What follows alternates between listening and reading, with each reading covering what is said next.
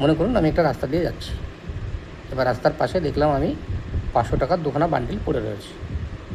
তাহলে আমি প্রথমে কী করব? এদিক ওদিক দেখব,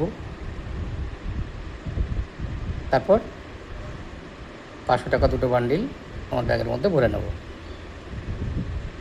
তাহলে চিন্তা করুন, 500 টাকার দুটো বান্ডিলের লোভ আমি সামলাতে পারিনি, আর যেখানে নেতা মন্ত্রীরা কয়েকশো কোটি টাকা নিয়ে প্রতিদিন নাড়াচাড়া করে, তাদের কী দোষ? কথাটা শুনলে হয়তো অনেকে রাগ করবে আমার উপর, কিন্তু এটা বাস্তব কথা।